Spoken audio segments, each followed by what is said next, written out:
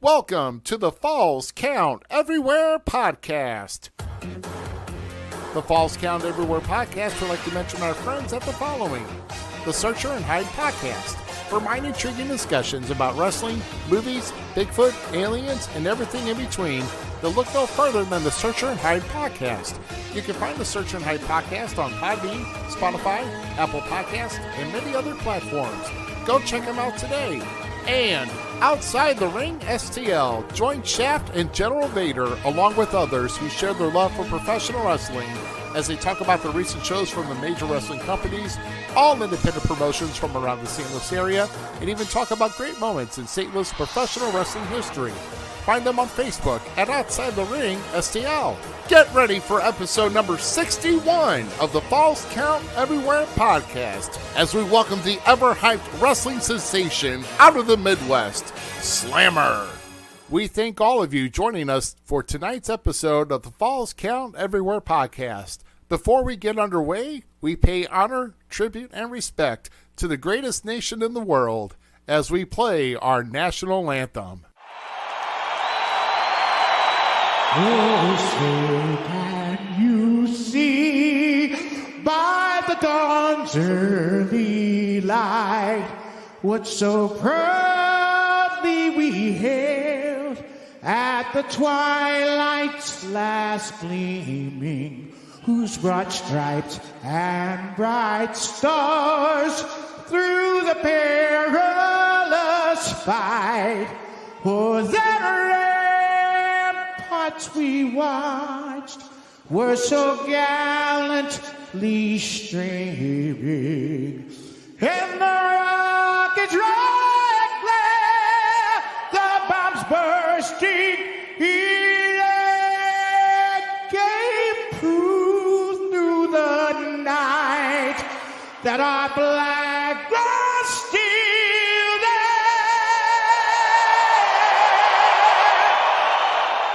Oh, say does that star-spangled banner yet wave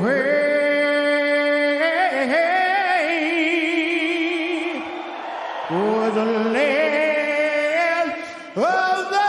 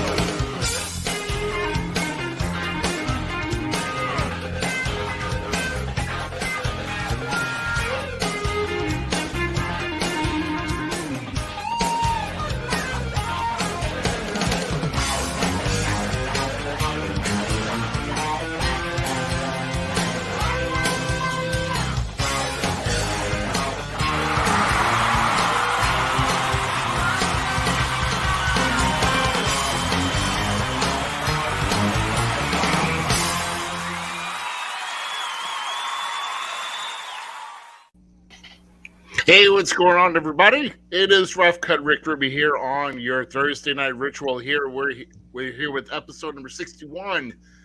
We're later on here, probably about 15 minutes or so. We're going to be joined by Slammer, who's our featured guest here of the evening.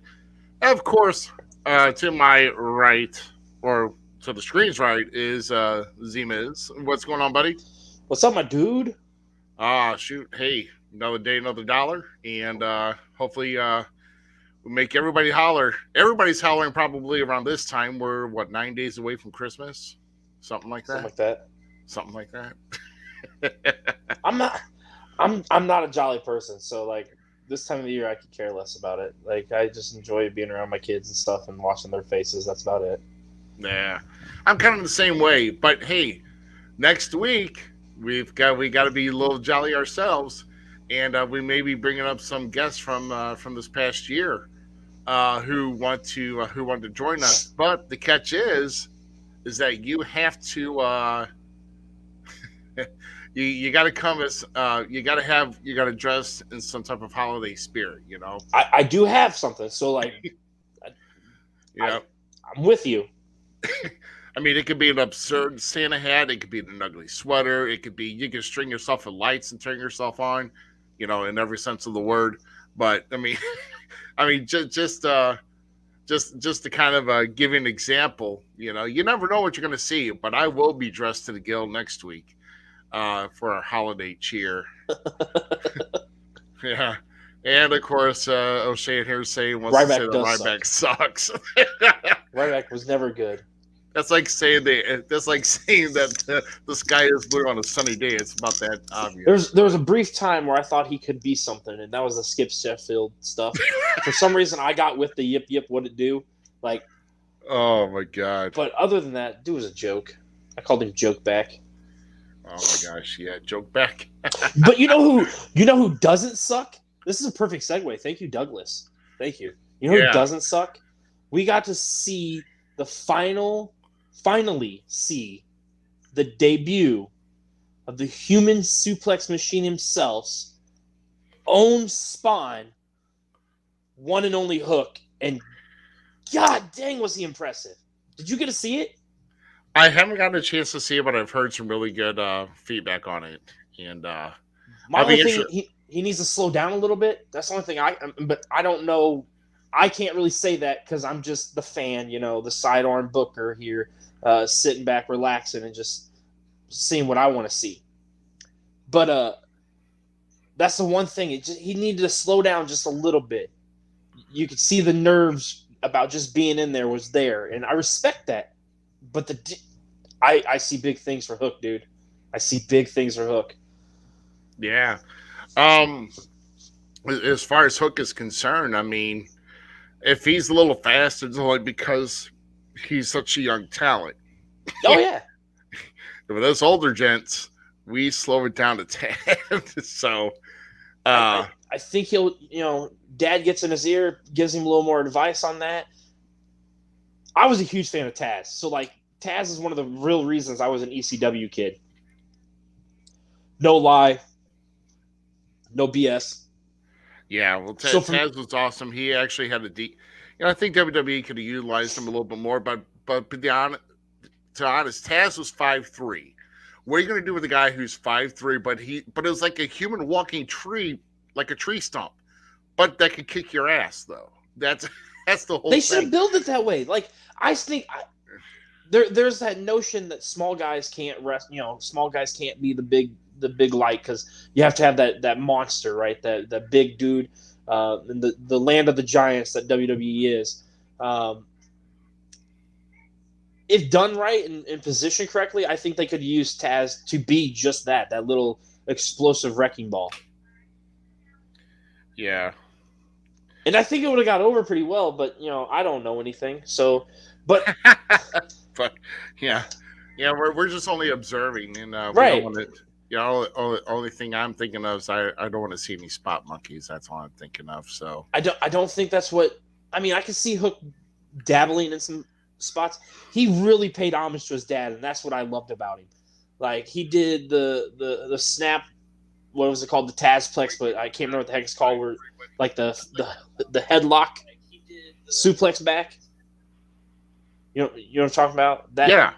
Love that move. He did that. Like he really paid homage to his dad and all that kind of stuff. And it's just an excellent match. Like for a debut, it literally was better than anyone in the last at least 5 years, except for like the Shield as a trio.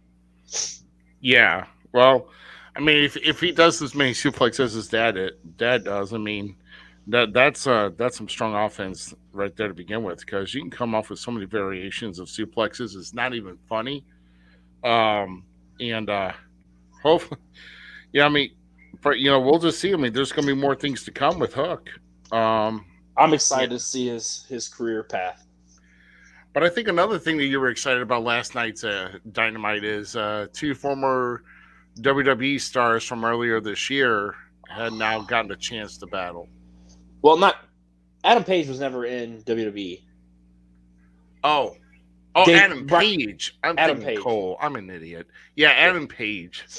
So, I mean, I wouldn't mind seeing Adam Cole, Bryan Danielson match again, but no, Bryan Danielson, Adam Page, and I'm not usually one for the double count out or they're going to the limit of the time variant.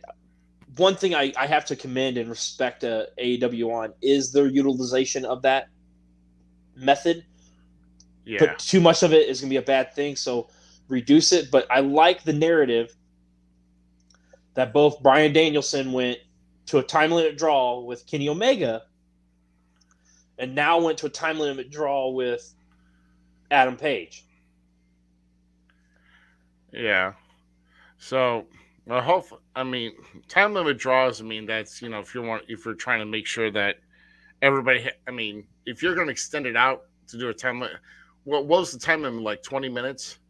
No, 60. They went a full hour, dude. They went a full hour? They went a full hour. Oh my god! They went a full hour, and then Wardlow had a squish match against Matt Sydal. Yeah, which is fine. Whatever. It's more set up between.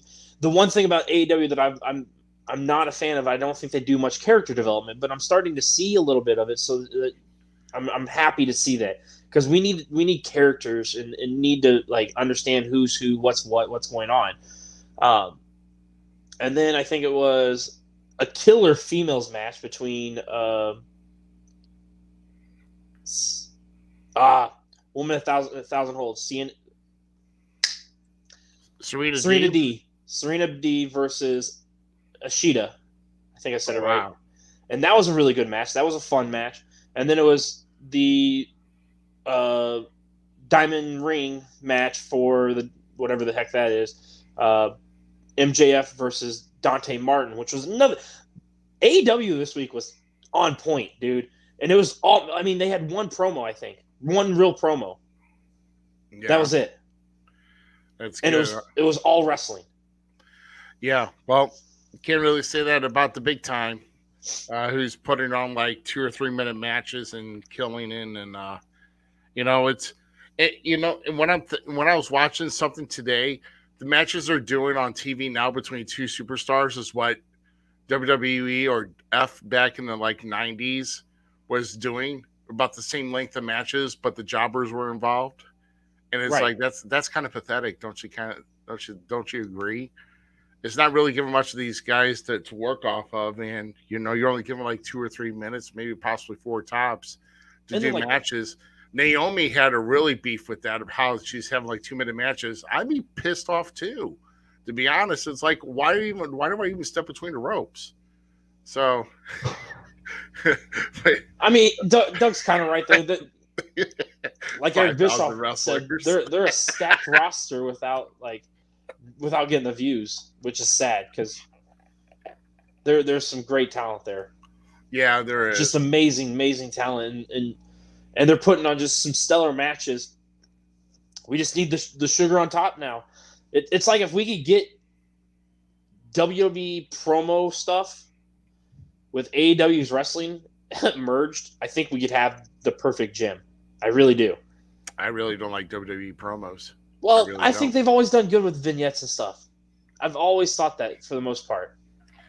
That's what I'm saying. If you're going to learn to cut a promo, you need to go old school. Well, you and I 100% agree on that. There's no, I'm not questioning that one bit. Yeah. One bit. Right. Which brings a stellar thing was Kevin Owens decided to sign, and you showed frustration about that, not getting to see Sting. Yeah, but you know what? He said he did the right thing for his family, and if he's fine with where he's at, and if he can provide for his family more, then more power to him. Absolutely. Oh yeah. Sure, we'd like to see Sting, but would it be financially in his well interest for his family though? If he's happy, I'm happy with him. Yeah. I really am. That's the whole trick of this whole thing, in the balance.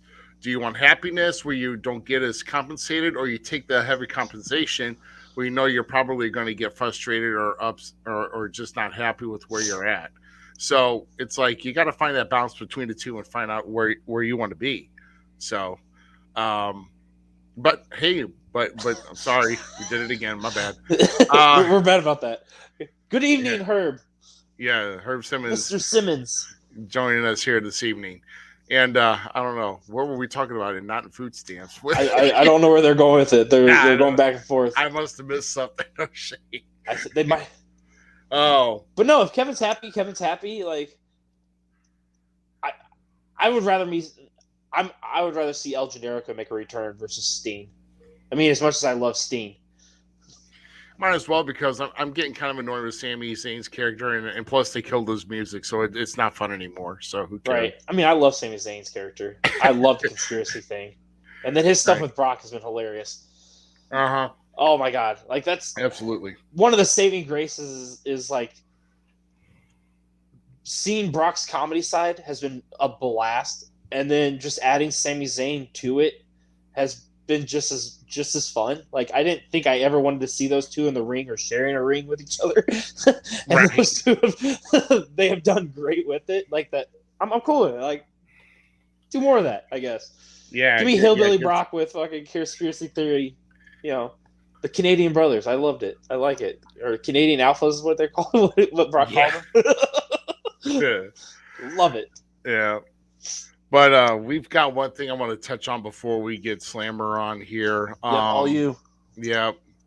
So I think I might have to get a banner ready to go as soon as I get done reading. Actually, we'll just do this now. So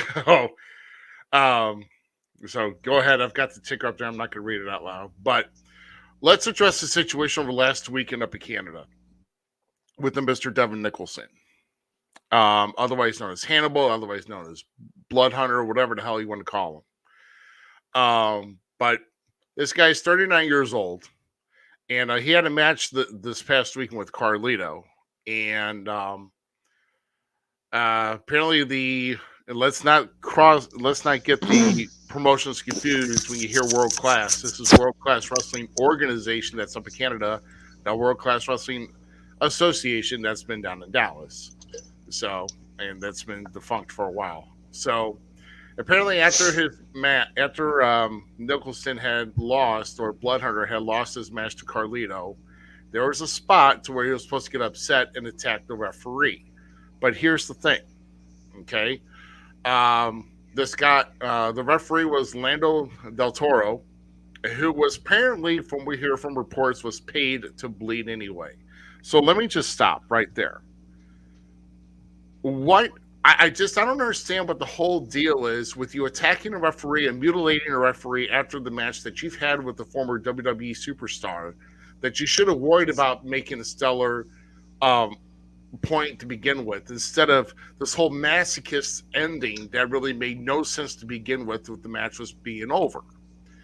And if you're paying a referee to bleed, then I just really don't understand the concept of putting Del Toro in that spot. But apparently, Bloodhunter, or Nicholson, had this blade, and as far as the way I'm looking at these wounds, they said it was a spike, but this spike was like about at least an inch or two. That was away from the base of the actual, from the base of the knife or the spike, wherever, and then he is repeatedly stabbing this guy in the head. So he stabbed him with the sharp spike several times, which he was hospitalized after that. He received multiple staples. He had to go into surgery to repair a torn artery that he had gotten in his head. And after all that, Del Toro, somebody has set up a GoFundMe for Del Toro to help with his expenses. Jerry Bostic, who was the CEO of World Class Pro Wrestling, he denounced Nicholson on Sunday, saying that he's moving forward and will not be associated with them in any way, shape, or form or fashion. He said in a video statement, will not condone what happened last night. Of course, Saturday, I didn't see the actual incident. I didn't see anything until I came out, and Lando was laying on the ground, and it was one of the most horrifying things he'd ever seen. So Del Toro is still recovering at home. He's in lots of pain, but he wrote, "I'll live." So the whole thing is this, okay? We're here to put on a show for all ages. At least I'm here to put on a show for all ages. That has no business being inside the ring. Yes, you see weapons. You'll probably see some small blades. We've seen barbed wire. You've seen thumbtacks. But think about it. These are very thin pricks or points or whatever. And they'll enter the body and they'll exit the body. And it's not even like a half an inch. Okay? So you're going to get these punctures. Yeah, they're aggravating and you may bleed a little, but they're not going to injure you like a whole blade was that was an inch or two from the base of the spike. And this guy got stabbed. And if this guy had any sense, he'd be taking this footage and he'd be getting his own attorney and he'd be going to the police and arresting this guy for assault. Because this is absurd. Shit like this does not belong in the business at all. My issue with it is, like, even if the ref agreed with it, it went too far. Plain and simple. It just went too far. I'm cool with a little bit of blood. I'm cool with a little bit more violence if the storytelling and the narrative needs it. But that was just over.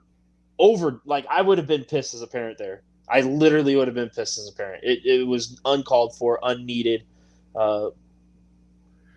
gore. Yeah, I mean, it is. And as a promoter and as a booker, that makes you look bad. That drags your name in the mud because you booked this guy. Okay. And hold on. Do you see what Doug said here? Okay. I get where Doug's coming from here, but if you see in the video and you watch the video, Doug, and I don't know about you, Ruby, but I've watched it multiple times now because I knew you and I would bring it up. Yeah. The man literally goes limp, like. And not in a limp way of like I'm portraying this. Like, right. The man went limp. The man passed out, like straight up passed out. He had 6 to 9 wounds, I think it was. Yeah, something like that. In that area. He had teens of staples in his head to recover. And no, he didn't die. He is healthily recouping right now on it. The point is, it was not needed. I don't care how bad. Like, if the ref agreed with it, the man took it too far. Plain and simple. Right. You can agree to something and then the other person take it way too far. That's where it went. It crossed the line. The referee bleeding in the main event after the match was over. First off, the ref did not need to bleed, bottom line. That's all there is to it. If he was hired to bleed, that spot should have never happened to begin with. Whoever booked it is an idiot. Plain and simple. You don't do anything like that. Those guys are out there to showcase their talents, especially when you got this guy who apparently can't work his way out of a wet paper bag if he's got to stab people with a freaking weapon. And then you're working against Carlito. So, who's a great worker. Yeah, who's a great worker. So what do you do? But I don't know. I digress. But if Del Toro was smart, Fire Russo. I like that. Russo booked this. Oh my god. Oh my gosh. No. So, I'm done with that. But the whole thing is that if the guy was smart enough, he'd be hiring an attorney and he'd be going after Nicholson for assault. That I would have done that. And the apology thing that Nicholson did, or I had my mask, I couldn't see, blah blah blah. Dude, that was for the birds. Like, you. Right. Exactly. You did not need to know. The remorse in your voice wasn't there. Like, get out of here. Get out of here. That shit. I know. First off, it was you made excuses for your behavior. Your excuse is you don't know how to book. You didn't know how to work the spots that really needed to shine, and you thought mutilating the referee was going to get over. You're a piece of crap if you think that. And I'm sorry, that's what he thought. So much for X-Pac heat. There's Nicholson heat now. Go away. Oh, yeah, right. Yeah. All right. The great man himself, my hero, my savior, the Miz, even said the dude should be banned from wrestling. Period. Yeah. No, he didn't even want to see. The reporter was putting it in his face and asking him about it, and the Miz, like, you can see him looking at it, and then he's like, "No, dude, turn that away. I don't want to see that. I don't do that. That shouldn't be done." He's like, "Accidents happen. That's not an accident." Right. Exactly. That is not an accident. I agree. One of the safest workers in the business said that, just so you know. Right. Exactly. So I think we're going to, you know what? I think we're less than a minute here. We're going to bring our guy on here. I'm cool with that. So I just want to make sure I got my notes here. But guys, people, you see chairs, you see weapons and everything else. Trust me, there's very little nicks or something that would make somebody bleed. Not a blade that big to mutilate somebody. Not to mention, this guy has probably gotten nerve damage now in his scalp because of all this crap. So this is not okay. Not okay. Don't do it. Definitely don't try that crap at home because you'll probably get arrested. So, all right. I think so. We're gonna progress into something a little bit better here. So we've actually had our guest on waiting here. He is actually he's been pretty active here around the state of Missouri. We're gonna have to see if he's been in other places, but he's been featured around here in Mid-Missouri Wrestling Alliance around the St. Louis area, and of course he's been pretty active with New Breed Wrestling down around the west, the middle and southwestern parts of Missouri. So we're going to go ahead and bring on our featured guest of the evening. I love this song. Took me on when I was young. Ladies and gentlemen, this is the one and only Slammer, everybody. Yeah. What's up, guys? I put the wrong one. I am so sorry. All right. Hey, what's up, guys? Slammer is with us, man. How's it going, man? Hey, what's going on? Oh, man. No, we're I'm just... good. I hope you guys can hear me. My phone... Yeah, I can hear you fine. We just want to make sure that you're able to hear us. You might be on a little bit of a delay, but we'll work with that. Okay. Yeah, so... yeah, we're going to talk about man. So... man, that whole big wallet collection, man, I'll tell you what, that's probably every wrestler Mark's dream that's behind you, man. And we'll get into that in a little bit. But oh shit. Look at all that, man. Look at all that's all wrestling stuff too. Nothing's not wrestling in here. Oh, it's not all wrestling? Oh, he said it's all wrestling. No, it is all wrestling. There's it is all not wrestling in here. Oh, okay. All right, cool, man. Yeah, so dude, that's okay. Sorry. Did you see something? I'm marking out right now. Like, I'm just nerding out, wanting to see. I'm a collector myself, a toy collector. So,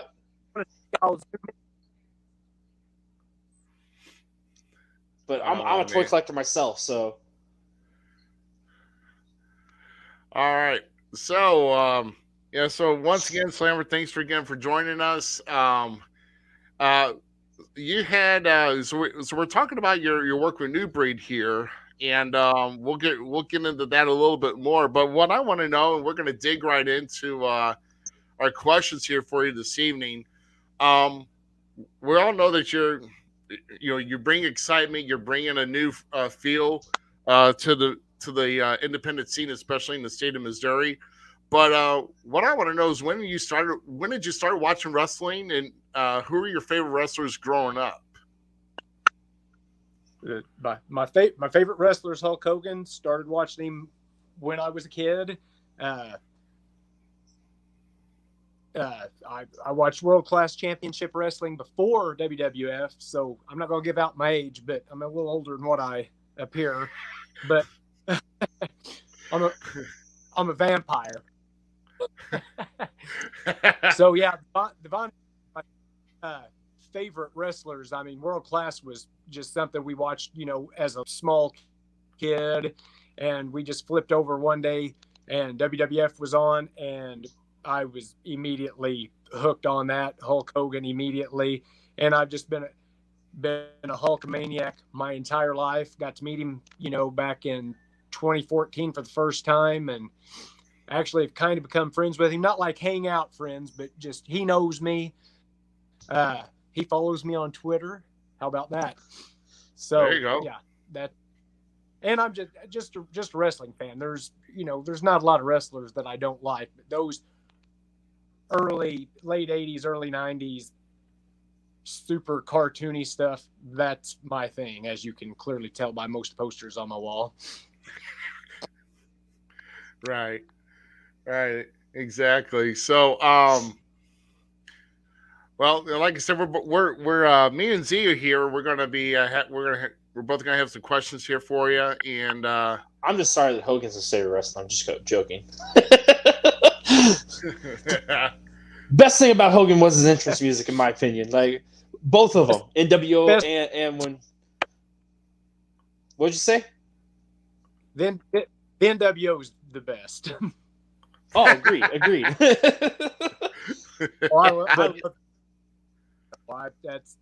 That's my thing. I love the NWO. That's now looking back on it. I remember as a kid because, I was 10 when that happened. So I was young. I was in that impressionable stage of Hogan's career, where I'll admit it, I bled red and yellow too when I was a kid. But then when he went NWO, I was like, no, F you.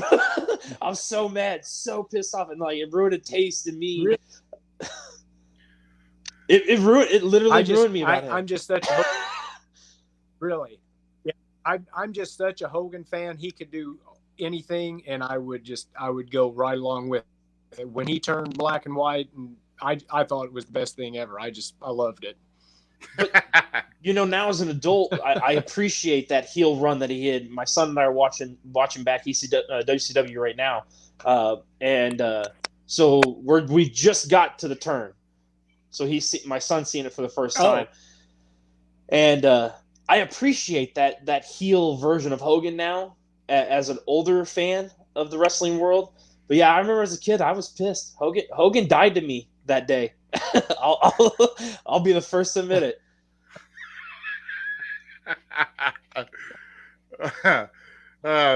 So Z, you gotta. I do got a question.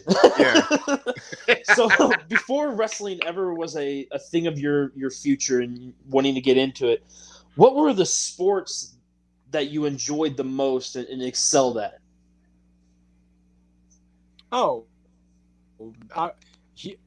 As a kid, baseball. I played baseball nonstop, just huge baseball fan. And in high school, I wrestled, and I was pretty good. And that was my main sports: baseball, then wrestling. Nice. Yeah, I played football for a couple of years, but mainly baseball and then wrestling. And yeah. What's that? It sounds like you're kind of doing whatever. See, like try out every other sport that you can as you're growing up as a kid, like I did. I can't say how many I hit. So football and wrestling were my two. So there was that. The football and wrestling is where I went, and then I was just like, no, I'm good. Wow. Yeah, because you've got a good athletic build to you, and I know you mentioned about the whole drinking the vampire's blood, because trust me, I know two gentlemen that seem to do that. They don't give me any secrets at all. So, so I guess they're Benjamin Button or 2 and 3 or something like that. I mean, I don't know. They never age. I'm trying. So, out of respect, sir, I will not even ask your age. So, but everybody pretty much knows my past or history, I should say. So, 25. say what now? Yep, lagging. I said 25 forever. Oh, there it is. 45 forever. There you go. Hey, you know, Shaft started when The delay. Shaft started in the business when he was 45, and I'm like, you've got to be the craziest dude I've ever known, starting wrestling at 45. But shit, I get on the Shaft all the time. Of course, we tease him too with calling him Count Chocula, the way he talks. But Count Chocula. That's funny. Yeah. Blake kind of started all that, but kind of tell us how the development of the Slammer persona came about, and how you were able to bring that into the world of wrestling.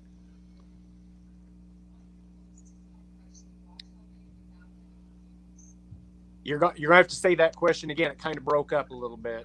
Yeah, I'm sorry. Yeah, there must be a connection issue. I'm sorry, my friend. So what I was saying is, tell us about the development of the Slammer persona, how that came about, and how you were able to bring that into the world of wrestling.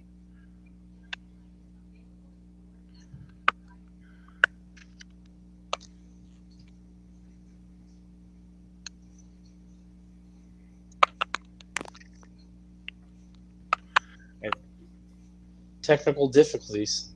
Yeah. Okay. You asked how the slang came about, so I hope you guys can hear me okay. Well, we can now. We're kind of seeing the Max Headroom style about you here with the interruption.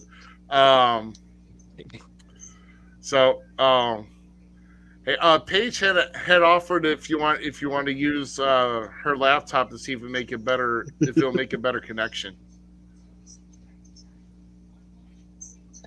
If so, if you need to drop from here, we can pick up where we left off. I mean, because we've got plenty of stuff to do, man. We got plenty. Me and Z, we could fill in a whole bunch of things, man. If you need to change sources for your camera and see if it works better for you.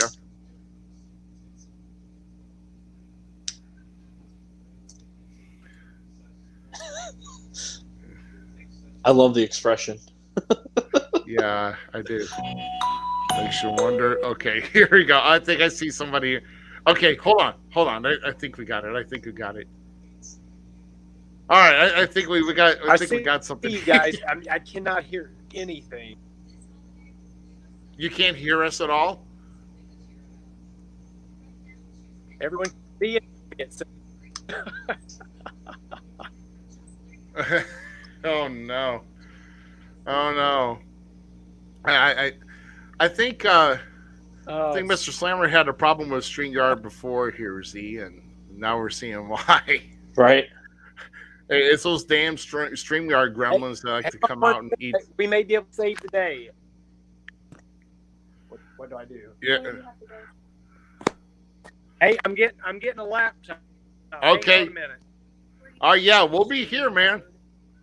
We'll be here. What's this? Oh my gosh. I can't tell if he's talking to me or not. I think he's talking to Paige. Oh, okay. I think so too. So speaking of other big wrestling stuff in the wrestling world, how do you feel about Charlotte finally acknowledging someone else as being the potential next female to be watching out for? I mean, she's said it about two specifically, which is Rhea Ripley and Bianca Belair. It's pretty cool to see. I can't disagree with her picks either. Yeah, I can't. Yeah, I can't. I'll just kick from studio. But we all know. I mean, this group of people here at the Falls Count Everywhere podcast group. They don't know my love for Rhea Ripley, but I if I could have a wrestling wife, how you doing? Yeah. Oh, love me some Rhea Ripley. Yeah. You know, I honestly liked her before they made her all dark in her makeup, like her lipstick. I agree with you. I miss that side of Rhea, but I also respect it and don't question it too much because I know how much that world actually means to her. The goth, the heavy metal, the scream. You know, she's big into that world, and a big part of that community. No, you did not miss him. He will be back. We are having some technical difficulties. We're going to give the slammer a chance to slam out his issues. Right. Like what I did there? Right. His internet connection was brought to you by Cricket. So I mean, hey, I work for them, and we have great internet. Don't say that. What are you talking about? You don't know. I thought I might catch you with that. So a plug right now. For great internet and mobile service, go to your Cricket Wireless store and get yourself your Christmas gifts for the future of the cell phone and accessories that you may need. Brought to you by the great AT&T network, only the best network there is. And I believe that before I became an employee at Cricket, because I am myself an AT&T customer, and I love AT&T service and program and everything. You know, their customer service kind of sucks sometimes, but hey, whatever. Service is great. Then why don't you start treating your customers better? Oh! Come to Cricket and you will. You come to Cricket, you're going to have a jolly, fat, bearded guy that's going to talk to you. Yeah, and then he'll leave December 25th. See what you did there. That was good. How dang. So you got anything you want to throw your sprinkles in? How did... You guys just had a show, too, last week, right? Yeah, we did. Yeah, we did. How did that go? Where's your gold, huh? What happened? I don't have any gold unless I want to buy some.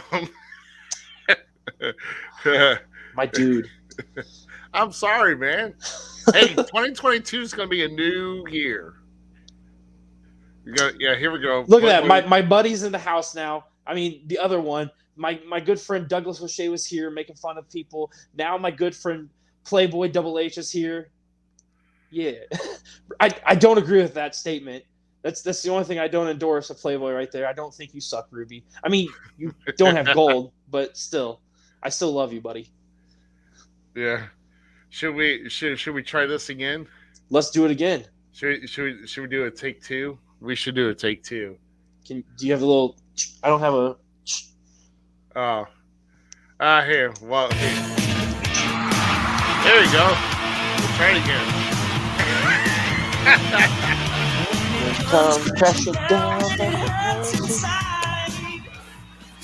Such a great entrance music. There you go. See, look. There, now you're on par with us. Yeah, how's that? Is that a little bit better? Maybe you need to come see me at Cricket there, Slammer. You need to come see me at Cricket. And let's get you a new phone for service, my dude. Yeah, I'm up for a phone for sure. That's an iPhone 7. So what's out now? An iPhone 13. I don't want to buy another phone. The 13 Pro is so nice, though. I'm loving my 13 Pro. I love this phone. This phone's been great, but here in the last couple of weeks, the battery's draining. I take this to work. I used to be able to put my Spotify on with my little speaker and listen to it all day, and it'd be like at 96%. Now I put it in there and it's down to like 30. I got like 2 backup battery chargers I take with me to work because damn, you're just milking that phone. I guess. And I like it, and I don't want to buy another one. There's like 10 new iPhones beside that one, even though it's 7. but I don't. But this one's good. I like it. Oh man. Well, yeah, because I just got the 13 Pro myself about a few days ago. It's amazing. Oh yeah, it is amazing. And I'm sure as soon as I get it, I'll know it's amazing too. So I'll give in eventually. Yeah, you can kind of tell it's my phone too, with lime green. Yeah.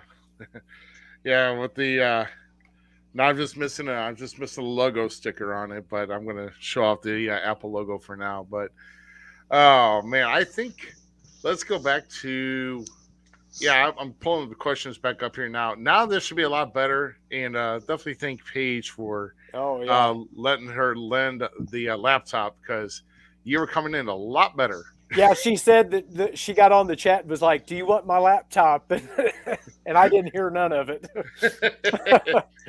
Yeah, I heard the or see any of it. Yeah, heard Charlie Brown's teacher talking. Right. Sorry about that. I hope I didn't screw the whole show up. Oh heck no! You're not false count everywhere if you're not having difficulties. So don't worry. You fit in perfectly with our group. Yeah. if your name's Mr. GQ, then your life ain't that bad. So he's gonna kill me later, but that's all right. So we were getting so now that we can hear us properly now.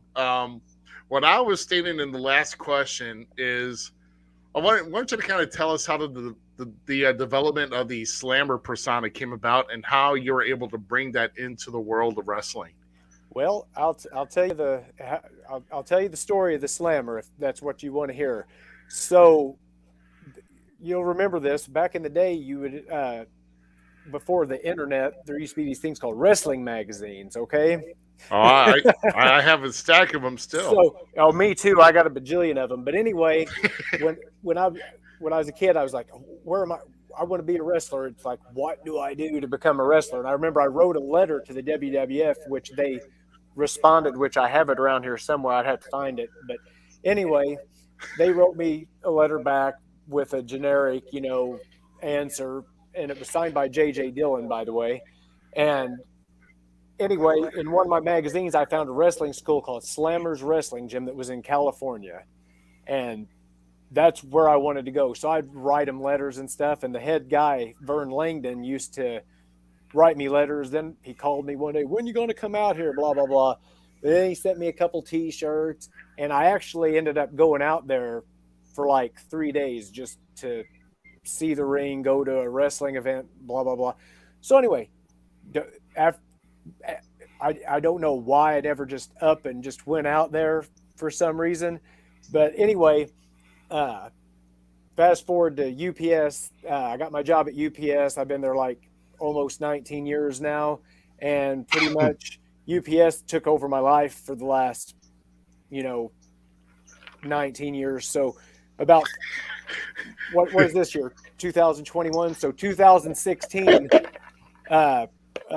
little junk organization popped up about 20 miles away from me. So I started doing a little bit of training out there. I'm going all over the place with this story.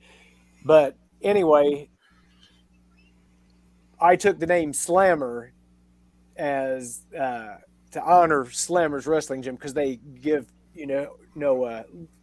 a care about me back then. And I really liked Vern Langdon, and he died a few years ago. And that's just kind of my way to honor Vern Langdon. I'm going to be Slammer. So anyway, when I was just slammering this Lightning Pro Wrestling, it was basically a wrestling school, but we put on free matches about once a month. And then when that dude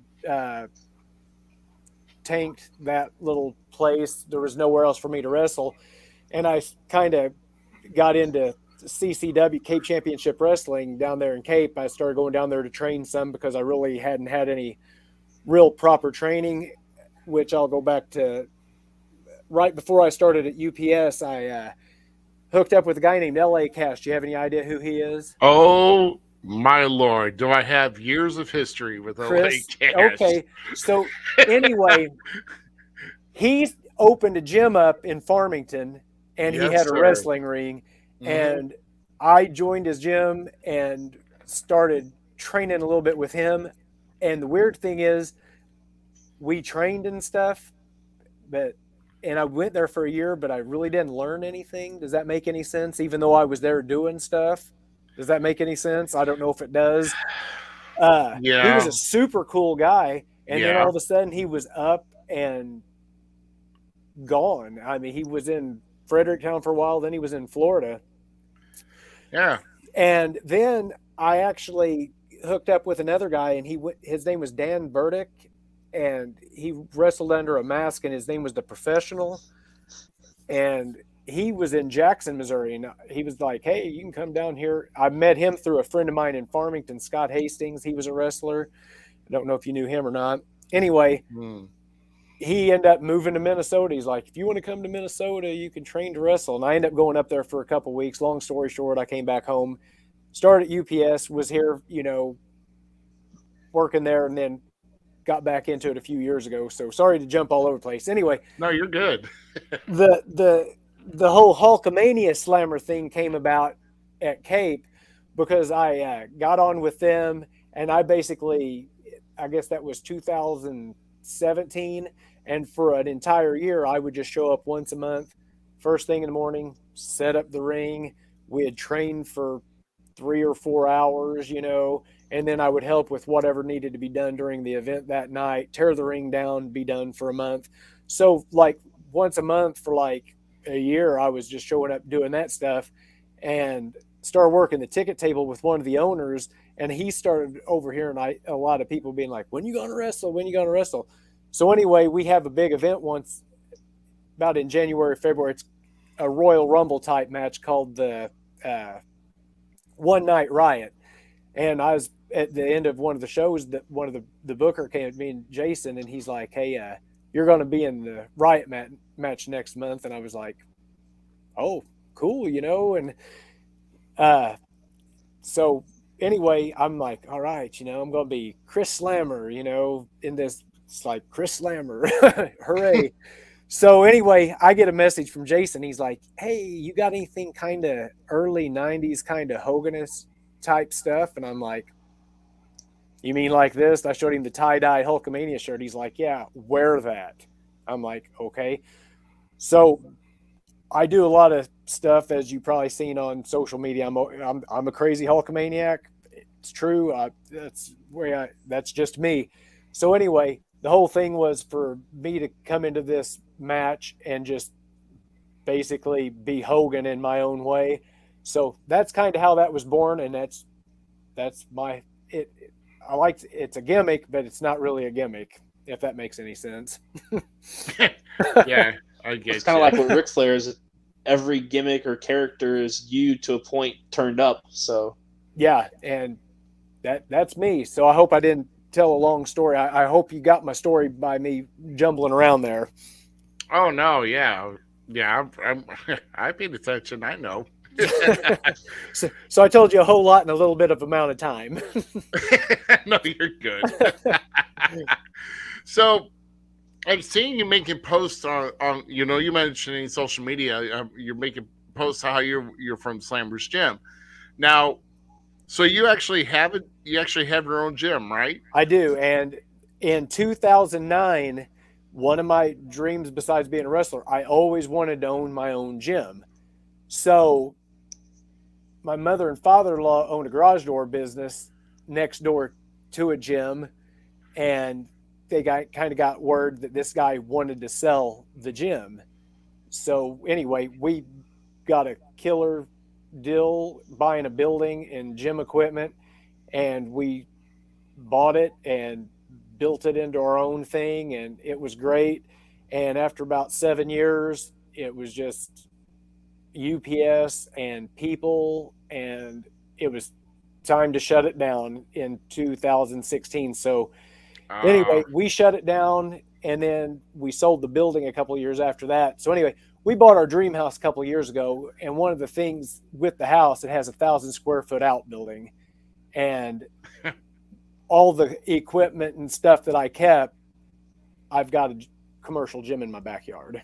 Oh, that's nice. So members are me and my wife. So I don't have to wait on any equipment. And personal friends that just happen to come over and who's in the mood, just I charge them $1,000 a workout. That's where you got true friends. They're That's gonna right. just pay you. Don't need to go to work. Oh man. who's your? I think. Let's see. I think there's a. Oh, that's me. Sorry. Yeah, that's you, man. Hey, that's you. I thought we were still talking about the gym. I was in the mindset. My bad. You're good. So, with that being said, you've already brought up some of how and where and how you jumped around and got trained. But who was the major person or group that trained you and got you going really in professional wrestling, and how long did that actually take? What was the window frame like? Well, to get the proper training done was with Cape Championship Wrestling when I got with them. And, one thing I'd never really learned, even with the Lightning Pro Wrestling, when I was with them for like a year and the things in the past, no one ever told me to tuck my neck. Oh. So that's pretty important. Yeah. No kidding. I'm sorry, tuck your chin. Yeah, tuck your chin in. Yeah. So, Because I got a buddy of mine who wanted it just as bad, and he always kept forgetting. And I can't say how many times he hit the empty spot on the padding that exposed the wood, and for some reason he never tucked his chin. He always kept hitting that spot. He kept concussing himself. Yeah, and that was it. Yeah, I don't want any of that. No, of course not. There was only one time at a practice at CCW. I bonked my head real good, and I was kind of woozy for about 15 or 20 minutes, but cobwebs finally shook off. But I don't know that it wasn't like a concussion, but I was woozy for a little bit. I think everybody gets that once or twice. Mm-hmm. Yeah. I've had 2 concussions, so yeah, trust me. Yeah. Let's pass on the concussions. Yeah, well, I try to be careful. I don't go out there and try to. I'm not going to go out there and do any crazy moves or anything. I know you can still get something from a simple move, but I try to keep it easy. Yeah, I'm not going to go out there and dive on anybody or anything. Nobody has to worry about that stuff with me. Yeah. Most important move: don't die tonight. Yeah. Yeah. Don't dive. Don't dive and don't die. Oh, don't dive. Yeah. No one's going to die. I'm not going to dive on anybody, and I'm definitely not going to die on anybody. No kidding. Oh, shoot. That's fun. Terrible we're laughing at that. Well, I mean, as far as concussions, I mean, that's part of the game. Some, can't tuck their chin, and then some, like me here, they just happen to get in the way of a 270-degree swing of a chair, and it smacks you right in the face. So, I mean, yeah, let's don't do that either. Talk about ringing bells and seeing stars, brother. That was horrific. So yeah, I can tell you that's not So I guess what I did get hit by a chair like right before before I got involved in the matches. They was kind of incorporating. Sometimes we'd go to the ring to help somebody or something.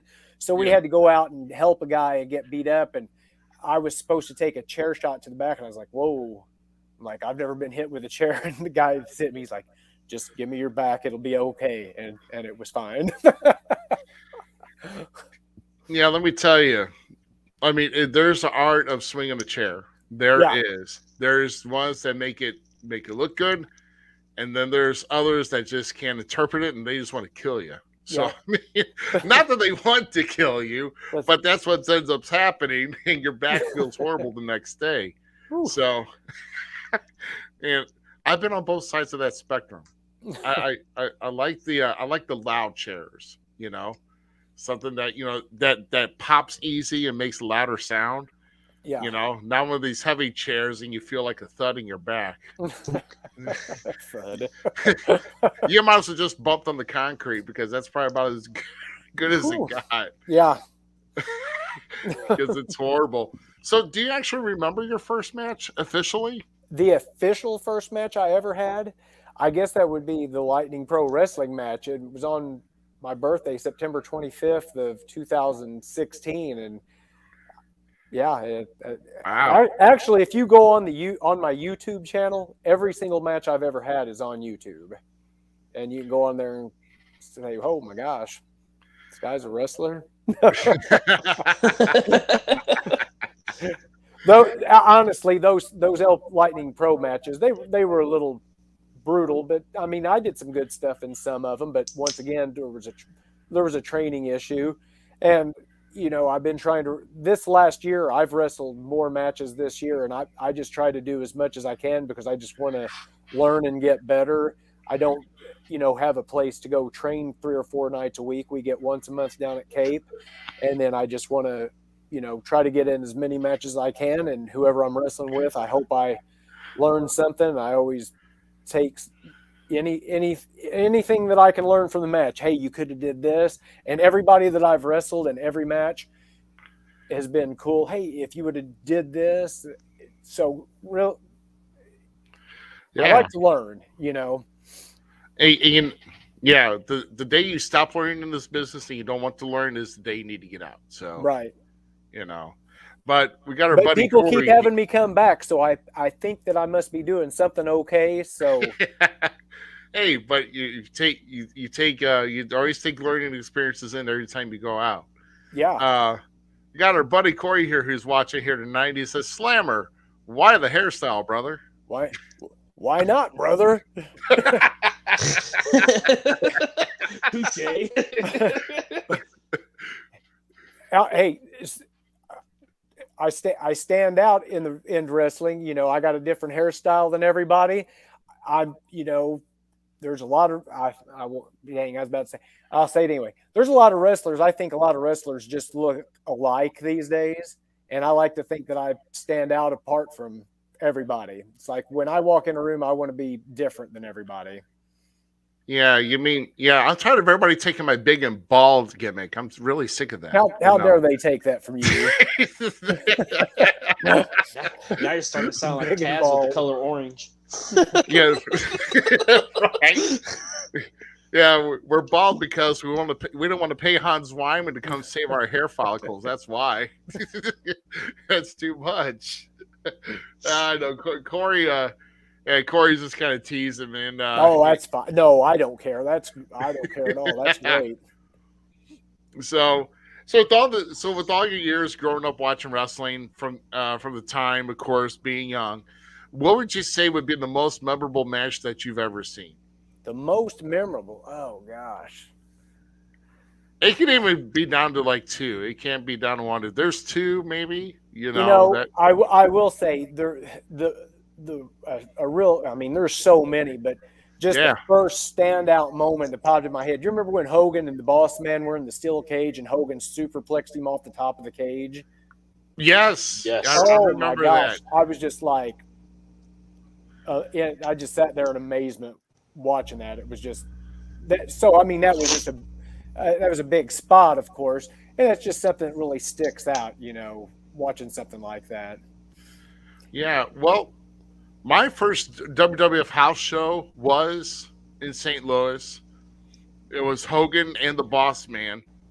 That was the last match of the night. They actually booked it as a double main event because Savage still had the title right before WrestleMania 5, and he faced Bad News Brown. That was the other half of the double main event, and that house was packed. I'll tell you, there was that at the Checker Dome Kills. Or the old St. Louis Arena. Yeah, St. Louis, yeah. Yeah, so there's probably about at least a good 14,000 that were in the house that night, if I had to guess. It was loud too, boy. That's before the house show attendances started dropping. Yeah, well, there's reasons for that, but I think I think the house shows still brought the excitement, though. Oh, I love house shows. I'll go to a house show any day over a TV house shows show. are amazing. They're way the best. Oh yeah, you don't have to worry about mind a TV good pay-per-view. production. What's that? I've been to like 5 pay-per-view WWE pay-per-views now. I like going to those. There's a different atmosphere, but no, house shows if you're going to the big one, to WWE, house shows the way to go. Yeah. I've been to, let's see, I'm going to that Royal Rumble that's coming up I'll see you there. next month. Oh gosh, that's like a month away, isn't it? That's about a month and a half away. Yeah. So that will be the first pay-per-view I've been to since the Survivor Series '98. I was at that one. That's when The Rock won the championship for the first time. Money in the Bank. No. Yeah, Money in the Bank. Father's Day weekend. Wow. What? I've been to numerous Raws and SmackDowns since then. I don't even know how. I'll never go back. I've been to 2 now, and I'll never go to a Raw or SmackDown again. I mean, I will, but Nope. No. The 2 I've been to, one of them was the whole BS shit with Rosie O'Donnell. Not Rosie O'Donnell. Yeah, Rosie O'Donnell. And Donald Trump. Like, I had to sit through that stupid bit where they wrestled each other. Oh, that was horrible. And then the other one, I think they had like a bunch of technical difficulties. Imagine that. I'm never going back to one of those shows, like to the Monday Night Raw or a SmackDown. Like both times, it was like, no, you're not supposed to be here, kind of thing. Actually, guys, my first pay-per-view ever in wrestling, 31 years ago today, Starrcade 90. Oh, nice. Jelly. At the Keel. The Black Scorpion versus Sting with Dick the Bruiser as the special guest referee. The Black Scorpion, was that Ric Flair in a hood? Yep. That was. That was in St. Louis? That was in St. Louis. Wow. Yep. The old Keel Auditorium, man. That's awesome. Oh my God! My dad brought me, and boy, he got a thrill out of it too. I think my dad liked to be he was kind of a jokester, a prankster, and the Keel had some nice bathrooms. I mean, like clean marble walls, everything inside the Keel, and he brought a horn that night, just to make like a noisemaker. Yeah, he brought it into the restroom with the marble walls. Nice. Sorted out everybody, huh? To make everybody clinch. So, yeah, that was kind of funny. So, what? Oh, here we go. Another random question. What's your favorite kind of bang? Sourheads. Sourhead. Oh, look at that. He got banged. Look at that. I probably got one up there in the ice box. He didn't even hesitate. And he threw up the shoes. No, I love bangs. Definitely Sourheads is my favorite. It's really hard to find though on with the bang drinks, and I really like them, are the coffee protein drinks. I love the hazelnut. I see that. Coffee is okay, but I'm not a big fan of that coffee taste. Yeah, I am. I'm kind of old, so I drink kind of coffee. need it. Just for the coffee taste. Hey, if you want a coffee taste, why don't you just have coffee, you dumbass? Oh shit! Wow. No, but no, I just like this. I had one this year when I was down in Branson for a show, and they actually had it in the vending machine. And I'm like, oh, I wonder what this is all about. And I had it, and I'm like, oh my God, I got to have another. And in fact, I bought them out whenever I was down there in the vending machine. It was so good. Ruby's just over there vending. Yeah. You'll give me some more ones, man. It won't take my card anymore. Oh, that's funny. Well, you mentioned. I mean, are there any guys in the business that you look up to for guidance and success as you go along with your journey in wrestling now? Like anybody in particular?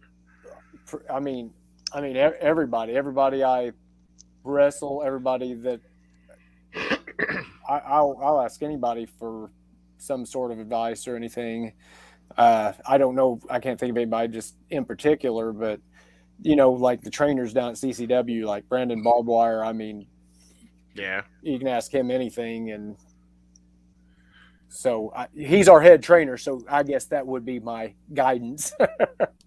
Well, yeah, I mean that's fine too. I mean, I've heard a lot of good things about Brandon. So he's awesome. He really is. So that's awesome, man. At least you got somebody to kind of go to, or at least with some ideas or advice or whatever. I mean, especially if it's somebody who's a head trainer. Yeah, he'll tell you how to do it and how to get better. He's really good. That's why he's the head trainer. Right. Right. Awesome. Z, I think you're up, my friend. I am. So we all know that you're, and your fans know that follow you, you're a big Hulkster fan. So, and you've had a chance to meet him down there in Florida at his beach shop.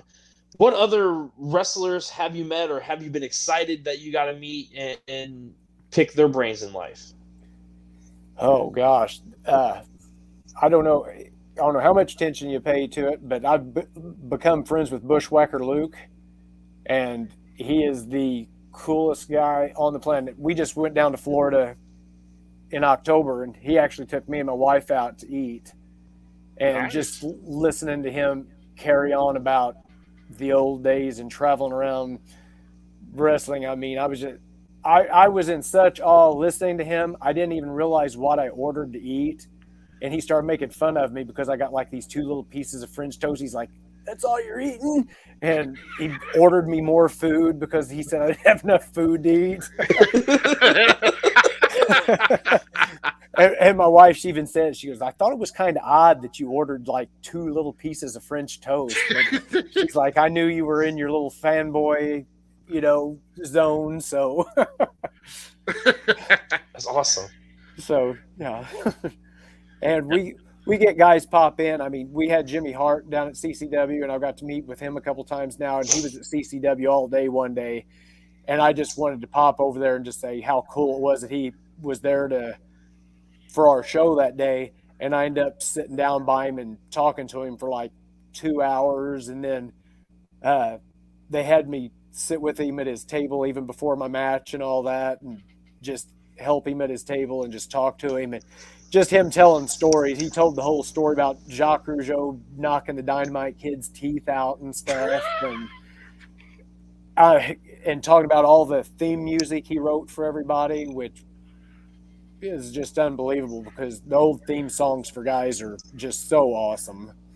Yeah, Jimmy Hart. There's a lot of his that are amazing. Jimmy Hart's the greatest ever. Jimmy Hart and Jim Johnston. Jim Johnston, yep. Why that guy is not in any type of Hall of Fame is beyond me, because he has performed some of the greatest themes that WWF ever had. You tell me a better song than "I'm the Mountie." You can't.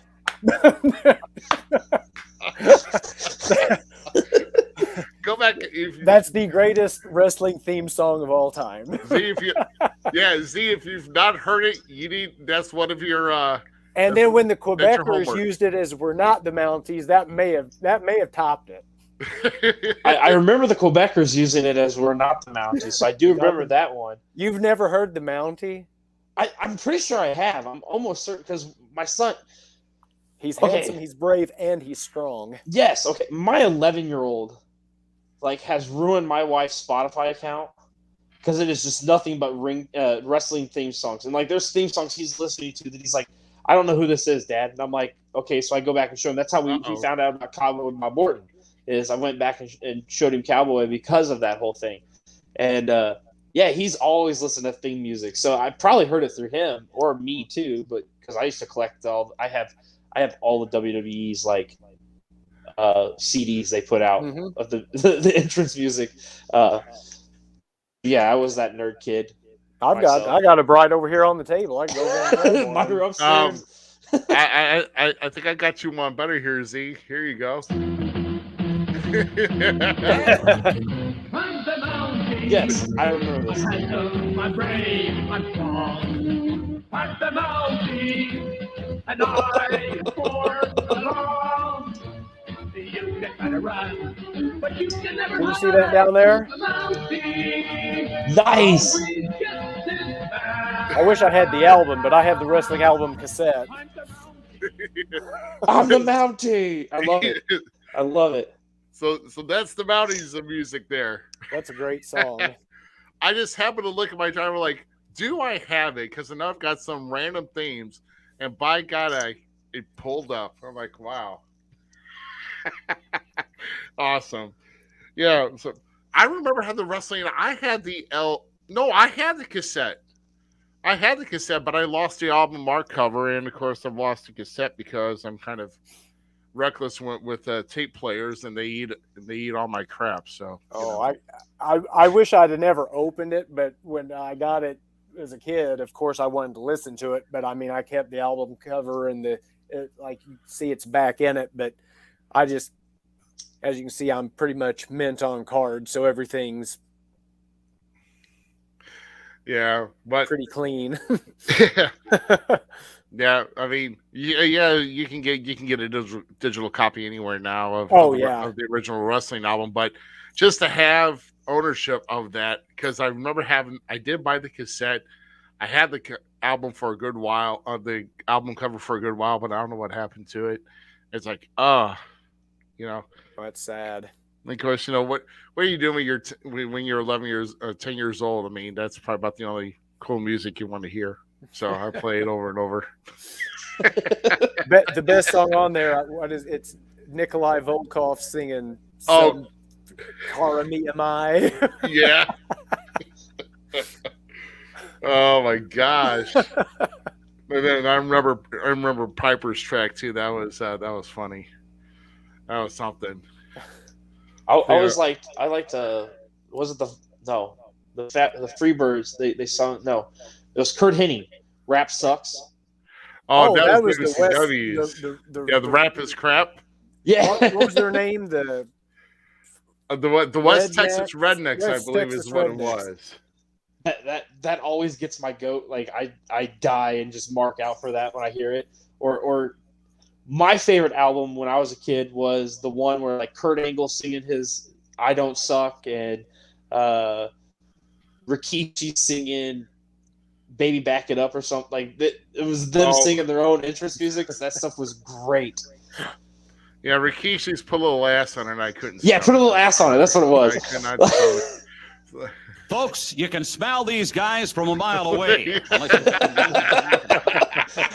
That's one of my favorite WWE album things, is because it's just fun to hear them. I still wish we would have got William Shatner's. William Shatner, what? Do you not remember the promo of William Shatner singing WWE entrance musics? Oh. Oh my gosh. If you don't remember, I remember what you're talking about. I don't know if I got Booyaka 619. Yeah. Yeah, nothing like getting Shat to do your commercials. I know we got way off of what our topic was, but this is a really good tangent. I know. But a buddy of mine a couple days ago, he said, "What the hell is this crap?" And if this is going back to '86 with the AWA with the Russell Rock Shuffle. Yes. Did you ever hear anything about that? I have heard about that because that was kind of since the Chicago Bears did the Super Bowl Shuffle. So right. They did I don't know that I've actually heard the song, but I have heard about that. Oh Lord, let's just say it's in that same style that when the Chicago Bears did the Super Bowl Shuffle, but you're adding Crusher Jerry Blackwell, Vern Gagne, Greg Gagne, Scott Hall, and Kurt Hennig, Larry Zbyszko. I mean, all these guys are trying to come up with their own raps, and it's like it's kind of painful at times, but you get through it. Did Michael P.S. Hayes have a song thing when he did Bad Street USA, right? Bad Street USA is probably one of the best faction songs of all time. One of the Agreed. first ones. Probably the first theme song, wasn't it? Yeah. I mean, first was, well, I mean, he came out to Freebird. There's a lot of right. Yeah, there's a lot of solid sources that Michael P.S. Hayes was the first guy to ever come out to rock and roll music ever in his entrance, and it was Freebird Skinner, of course. But eventually Bad Street was recorded in the mid '80s, and then they started coming out with that. But man, you couldn't beat world class in the mid '80s between the Von Erickson Freebirds. You just couldn't. Nope. No. Great stuff. Heck no. But yeah, maybe I guess I should get on to my next question. I'm sorry. You see, we kind of diverse from a lot of things. Kind of all over the place. I understand. Shit, that's fine. If you find a good rabbit hole, gotta go down it. You gotta go visit it. It's like, hey, there's something down here. So Slammer, the most notable championship that's been on your resume so far is the one that you currently hold right now for about close to 290 days. Now, can you kind of tell us about how the Midwest PopCon Championship was brought into the fold and how you were able to win that title? Yeah, New Breed Wrestling. They asked me to come up in last year. Gosh, was it before all the COVID stuff? I was actually supposed to go up there in March of 2020. When did all the COVID stuff start up? Yeah, that was that about it. then? Was that right March? about there. So I was supposed to debut up there March of 2020, and he had asked me several times before to come up there, and it just didn't work out. So finally, it was going to work out then, and then the COVID stuff, and that screwed pretty much the rest of the year. But we started going again down at Cape. So then I seen their schedule for 2021, and Scott Z, the promoter there, I just sent him a message, and I was just like, hey, I'm ready to come up there if you ever want me. And he's like, can you come up in March? And I was like, yeah.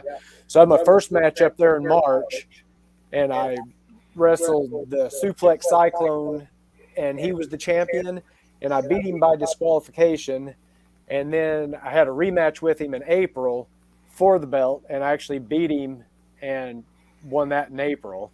So I was getting a little backlash there on my sound. Yeah. Well, you're sounding okay over here. Okay. So. It sounded better now, but for some reason it was all starting to echo for some reason. It was really crazy sounding. Damn great. So anyway, I won that in April, and I've held it ever since. I forgot how many days it is. 240 something. Nice. Yeah. And it's going to be for a little bit longer. I actually got to wrestle Saturday night, and I defended it and won. So our next event is in March. So I got it through at least March. So I'm going to be That's the way to think about it. I'm going to be pushing a year. Oh my God. He actually said I could defend it elsewhere if need be. So yeah, I'm a fighting champion. I'll defend it anywhere, brother. Yeah, I know. I've got I think right now I've only got like one weekend in January, but I've got like every Saturday in February where I've got somewhere to be, and I'm like, oh my God. Oh. Yeah, shortest month that I've got every weekend booked up here, so I'm like, oh my gosh, I need that fountain of youth. I need that vampire fixation, so I kind of make it through here. Drink you a couple bangs. You're right. So that's an interesting championship. When I look at that, it almost seems like it almost comes like it's like it was like created like at a Comic-Con or. Well, I actually don't know where it got. I assume that's what it was for, and but I never had asked. The representation of it is though like kind of like a champion towards the kids, and yeah, so kind of fits me pretty well, I think. Yeah, well, hey, but I don't know the actual birth of the title. I probably should know that. So hey, it's a belt, it's mine. I don't care. That's fair. That's fair. Well, shoot. So, like I said, you've been active with New Breed for a good while, and you've been on the roll recently. I'm undefeated, man. I'm undefeated at New Breed. Wow. Yeah. I didn't realize that at all. I'm undefeated. So here's the bigger question then for you. And we're going to be on TV the last few events we've had, those matches are taped. They have a deal with a TV station up around that Eldon area, and there's a pretty good range that's going to be getting out to. And I think it's in February. It'll be on TV, I think, every Saturday night at like 10 or 11 o'clock. Nice. So, exposure. There you go. Yeah. There you go. Excited about that. Yeah, getting the word out there, man. Heck yeah. So Newbury's awesome. I love going up there. They're the best. Everybody's the best. I just mean they're awesome. Yeah. Well, I mean, so he's being undefeated in Newbury. So when are you going to take a stab at a bigger championship there? Well, actually, I won they had a Chris Wyatt Memorial Battle Royal in last 2 months ago, and I won that. So I got a really cool little trophy for winning it. But one of the things he said that comes with that is a championship opportunity. I don't know when that'll be, but I've wrestled the champion Derek Teeter once. We wrestled to a time limit draw, so I guess I should be probably in the mix to tussle with him again. Wow. Did you say the champion is Derek Teeter? Yes. He beat Curtis Wilde Saturday night. Oh, that I did not know. New champ. Wow. Derek's pretty neat. Derek's a big dude. Derek Teeter. Derek's a big dude. I seen him. I'm like, oh my goodness. He's a cool guy, man. Wow. Well, hey. Or he's a neat guy. I'm sorry. Neat. Yeah. Neater, Derek Tweeter. Yeah. So, well, hey, I mean, and that's kind of interesting because, how you take that opportunity is, do you have to like sign a contract for that, or is it kind of like like a money in the bank rule to where you can just show up at any point? Oh, well, I guess that's going to have to just be when they decide to have me do it, because yeah, that's true. That'd be all right. A money in the bank rule, just run in there right after a match is over and hopefully snag it right up. Snatch it right up. Champion's unconscious. Time to go down the ring. Yeah, I think I'll go down there and win now.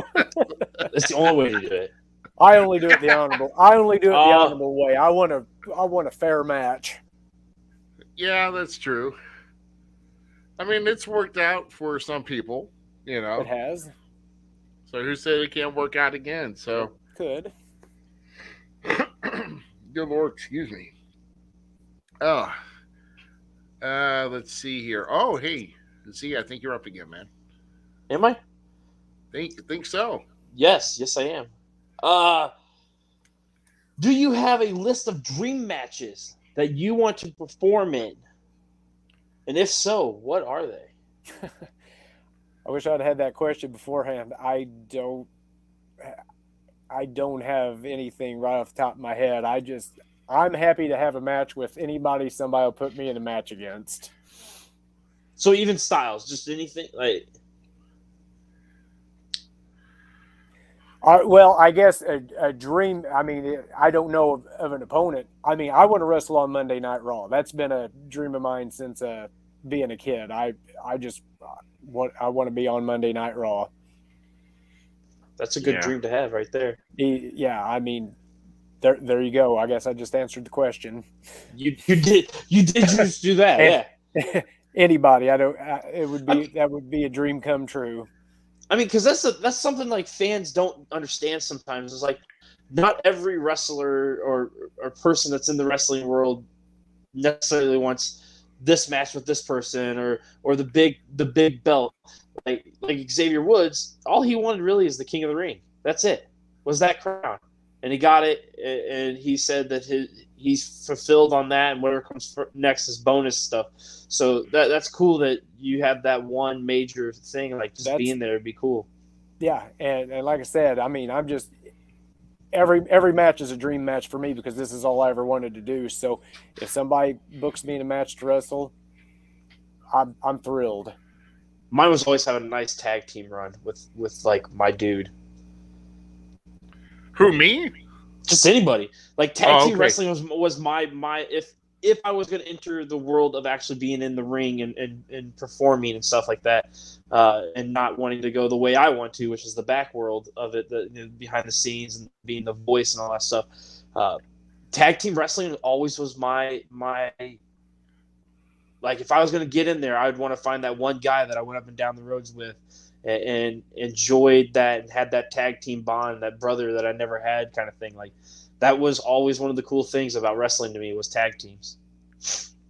So I understand being one to just go to Raw. That's it. Perform once on Raw. Like, I get that dream because that, the same scenario almost. Yeah. What's yours, Ruby? Dude, if I had to do anything major TV, I'd settle for AEW Dark. I don't care. Put me on YouTube. That's fine. As long as it has. That'd be awesome too. Yeah. I wouldn't complain. Yeah.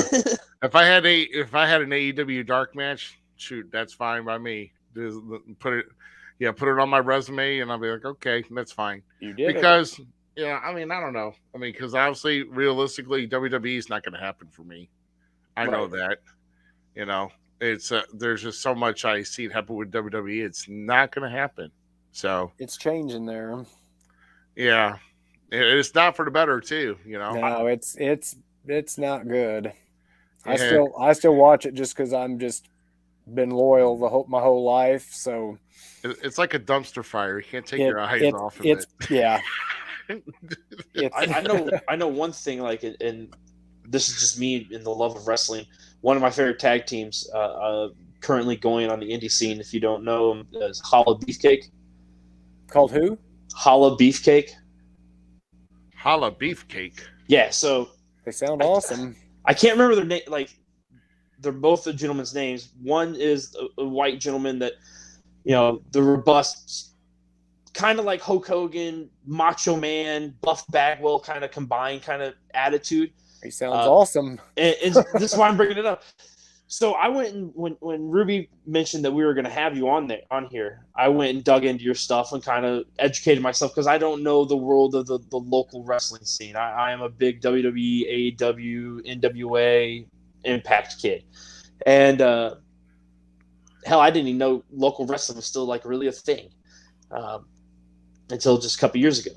Oh, it's bigger than ever now. Right, and I'm very blessed to have this man below me and others that are supporting me on my quest and journey towards it. But I'm getting at is I loved your stick, even though I'm not like a Hogan fan anymore, per se. But your portray of that character, and as soon as I saw it, I'm like, this man needs to be with Holla Beefcake at one point in the ring because they're like these goofy, over the top, protein eating dudes.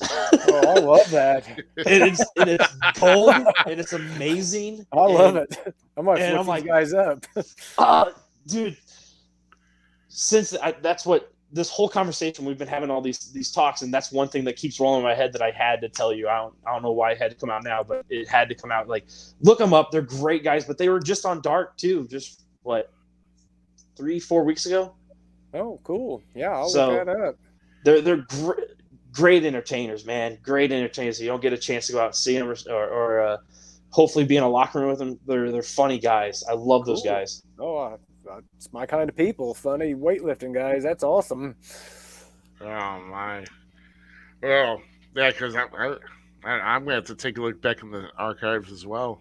I'll find this stuff, dude. They're one of my favorite. Like, another wrestler right now, indie wise, young coming up is White Mike. White Mike. and he's more of like he's actually lost a lot of weight since I first met him at Glory Pro. But he like this flamboyant, like muscly bound character, but he's fluffy the whole time. Like, he's this husky guy, and hilarious stuff from that guy too. Wow. But you with a faction with those guys would make me happy. Not gonna lie. Awesome.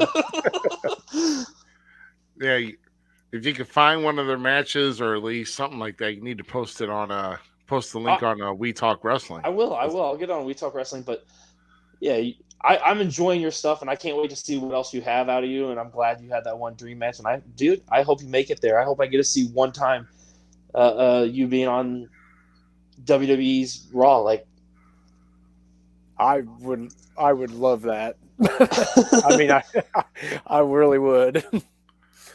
I take a booking and I'd show up and I'm doing like this because no one else is around, you know. You'd be catering. Yeah, no, yeah. I'm like, hey, where did everybody go? Where's catering? Yeah. Yeah. Oh my gosh. I'm back on me, aren't I? Yeah. Yes. I think so. Yeah. So I got off track. No, it's all right. It's all right. It's all good, man. So, where is my? Oh, there it is. Okay, there we go. I had to get my background back. So, so Slammer, what are some memorable stories or fan experience that you've had so far that you can either share with us, whether it's funny, something that stuck with you, like a fan coming up to you? I mean, something that's pointed you out ever since you've been in the business. Oh gosh. Something memorable? Yeah, like some little kid told me he's gonna kick my butt the other night. I thought that was pretty funny.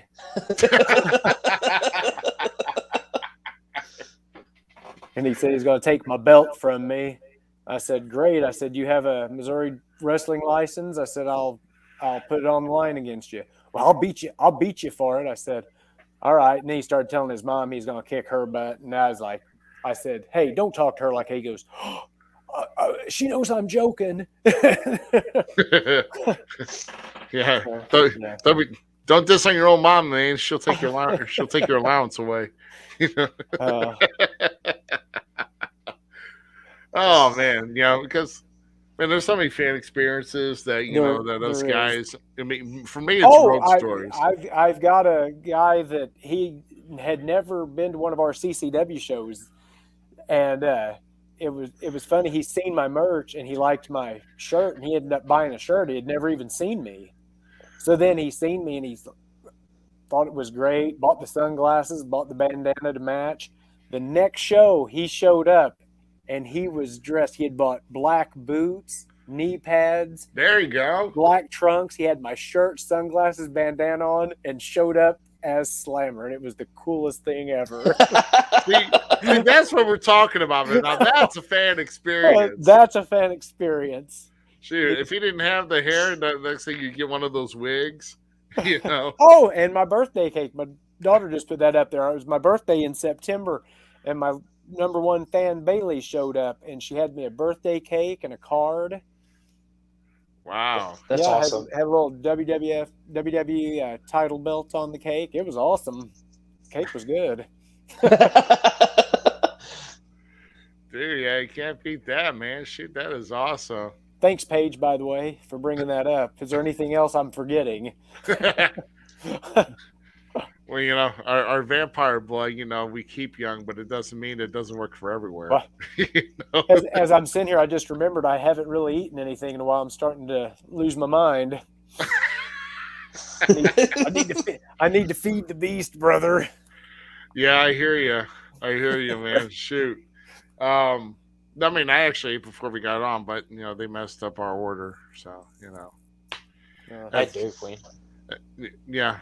I guess I got to start doing things myself again because it's one of those people. I'm still looking at all the toys behind you. What do you want to see? Is there something you want to see? I want to see it all, man. Like, I'm just impressed. Like I said, I just got myself a Voltron. My bosses at Cricket. There's that's every WWF magazine from 1988 to I don't know. Oh, 90 something. Dude, look at that. Dude, I can hang out in your basement all day. Oh, it's cool. Like when somebody comes over, they'll be like, then they'll just stand here and look at everything and just be in awe of everything. Everything's just in great shape too. I mean, look. Yeah, at that. I'm minty. I'm minty on card. Minty. Well, that's all the Hasbros there. They're my favorites. And I got all the retro Mattels except for Ric Flair. So if somebody has a Ric Flair mint on card, I need him. And have you seen AEW's re-release? Well, they're not re-releasing. They're bringing back what I can't remember the type of the figure where they're just in the pose, the solid the LJN ones, yeah. Yes, they're bringing those back, dude. They did a Cody one. The Cody and I think a Darby Allin one's coming out. Oh my God, that Cody one is so beautiful, man. Like, such a gorgeous toy. Just, like I said, huge collector myself. I only do my favorite wrestlers right now. Like, I pick up one that's my favorite wrestler. I don't do the whole set. Like, it looks like you have some of the whole sets. Yeah.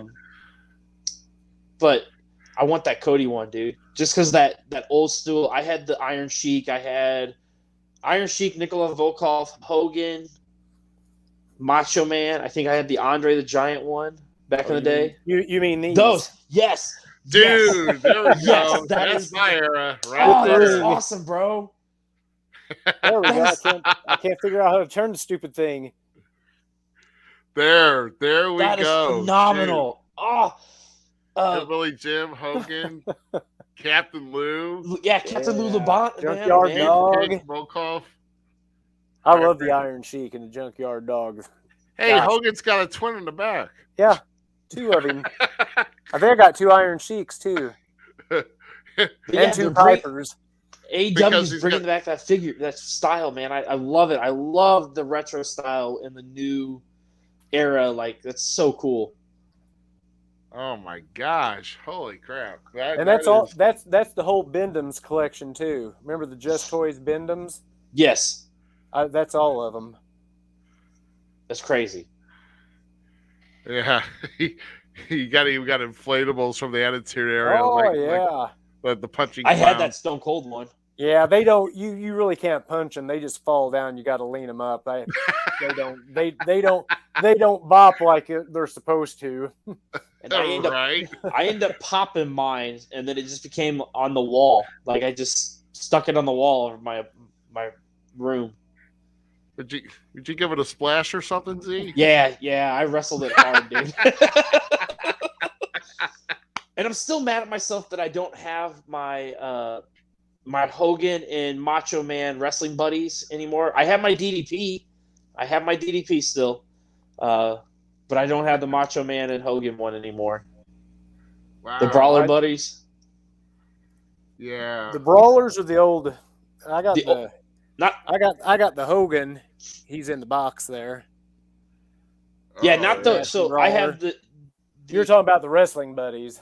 the wrestling buddies that Yeah, I I had need a Hogan in the box. I need a perfect one. If you're I looking really like need one. oh, you're looking like $500-$600, brother. Yeah, Right. that'd be worth it. They're not cheap because I want the Ted DiBiase one really bad.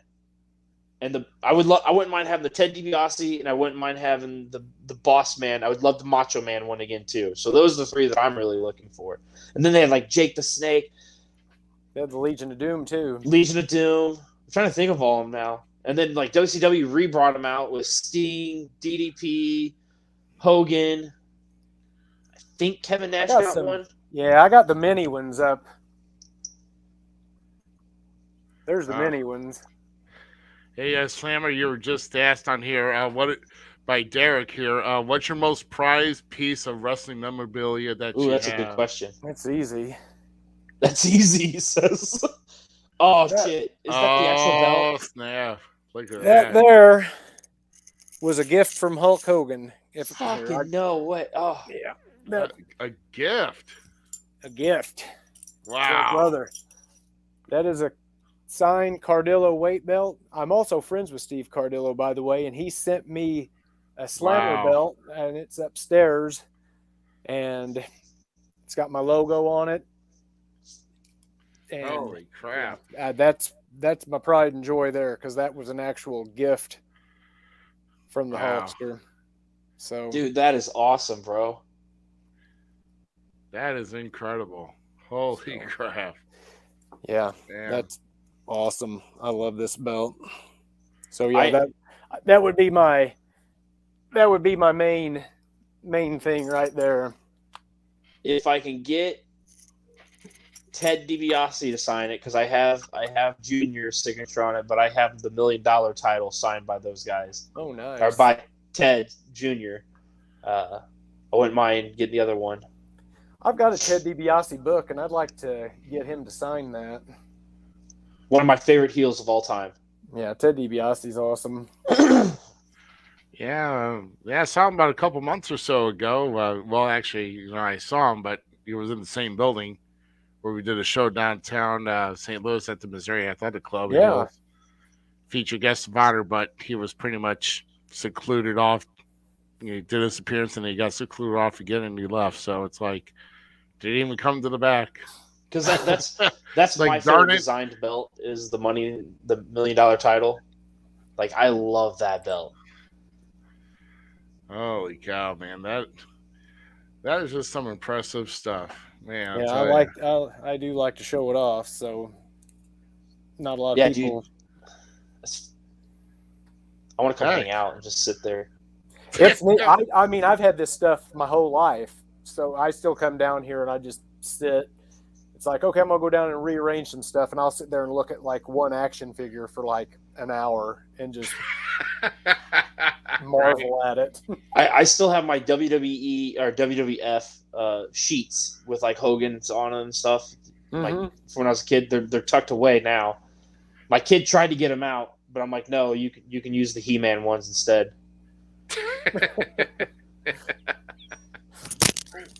Right. Wow.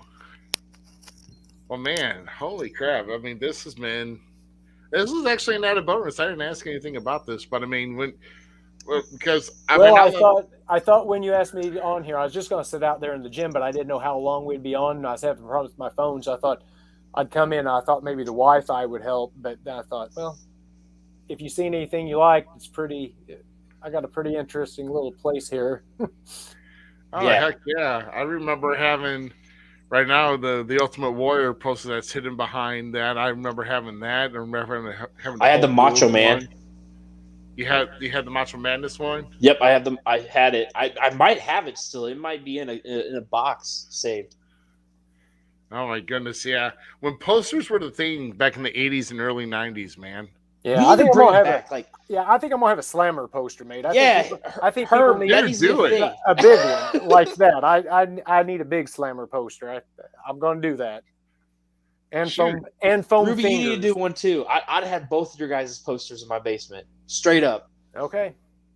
Yeah, I'll probably do like a full body shot in gear, and I'll call Fathead and say, "Hey, how much for a life size cutout?" Maybe I'll get a life size one, like the Rock poster on the front nice. That's the entrance to the wrestling cave. That's the thing that today's wrestling is missing is like the posters. Yes, yeah. like that. No, you're right. I remember going to Walmart when I was a kid to see if the next poster was out, the next series, and all that stuff. Like, because it was like $5. Yep. But it was $5 cool bucks that you could spend, right? Yep. So I had wrestling posters all over Stone Cold. And then I became a fan of like Slackers, and then Slackers would have them because people would like resell them and stuff or get rid of them, and you could go in and find them. Yeah. Oh, I guess another impromptu here. I'd like to know who your former partner is. Oh, that no good Dalton Anthony, my mega brother. Been tag team partner with him for over 2 years now, and he turned on me the last show.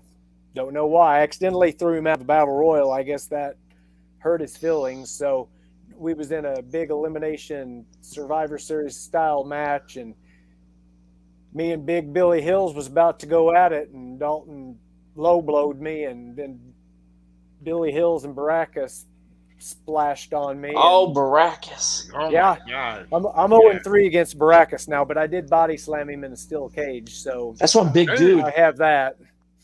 It's one big man. Ooh. Old Baracus. So I'm undefeated at New Breed, but I'm 3 times defeated against Baracus. Yeah. Some places we have our greater successes, and some, So to answer that question, yes, I'm going to give my partner a big boot. right. You're And a gonna leg accidentally drop, kick and his another butt. big boot, and another leg drop until they There you knock go. some sense back into him, and he becomes my mega brother again. I think Yep. he's just lost his mind for a minute. Yeah, he's just not taking the right vitamins and not Yeah, finding he prayers. yeah, he needs to get back on track. Do you have the Hogan workout set? I don't have the weights and stuff, but I have. Well, shoot, I got the headband. Luckily, I have that within distance. There's the headband, Nice. and I got a shirt too. I mean, there's a closet in the other room that has all my wrestling shirts in it. Mm. That's for a whole nother show. Oh my gosh, yeah. Wow. I just think it's pretty cool to see all of this and even of the toys, because Lord knows I had those LJNs too. I remember having to hunt down the Hogan one back in freaking early '85 when it came out, and no one seemed to have it. And I had the hookup. Yeah, I sure wish I had one mint on card. I wish I had any of mine still, because like my dog got a hold of them and Oh, shit. don't say Like- that. That hurts my heart to hear that. Yeah, like, but you know how kids were, they just threw them around and stuff. I just remember picking them up at garage sales and stuff, and yeah, you'd find them gnawed on and whatnot by people's dogs.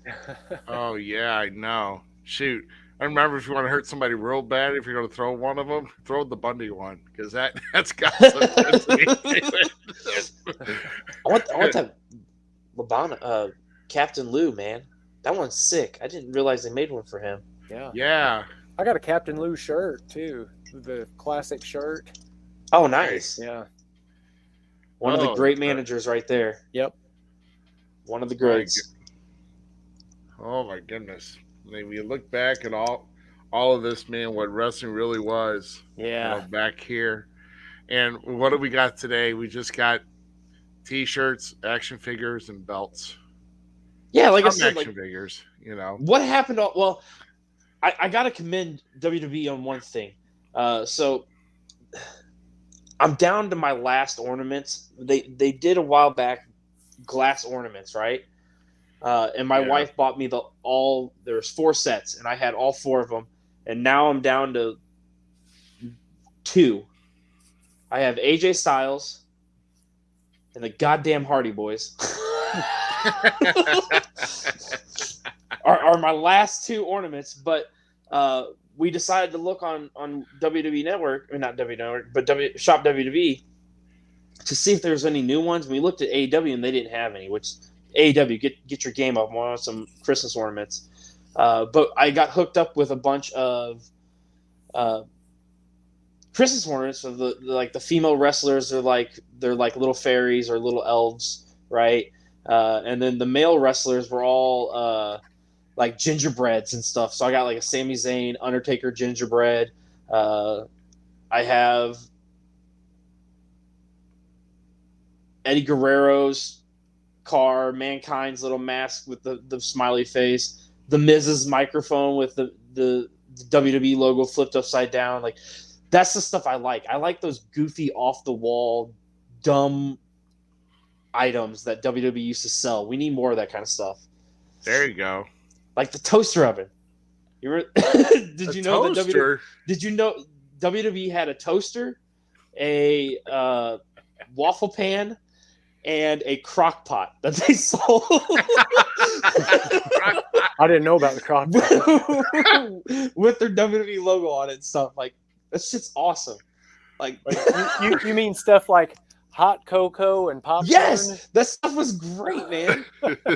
Like, CM Punk's right, man. We need ice cream bars back. Like, we need that kind of goofy, off the wall. Like, I loved it.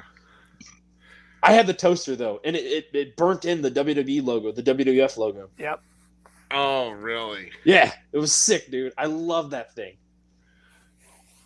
Man, yeah. So, yeah, just a lot of awesome stuff, man, and definitely kudos to you for keeping that in mint condition. And Yeah. Man, holy crap. He's just a true avid wrestling fan growing up in the 80s and 90s should definitely, would definitely be in awe looking at all that. I'll tell you that.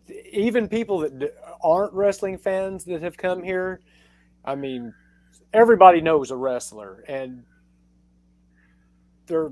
they come in and look, and they're just like, wow. And then they'll just ask like questions and stuff, and just stand here and just look in awe. And it's like, that's pretty neat.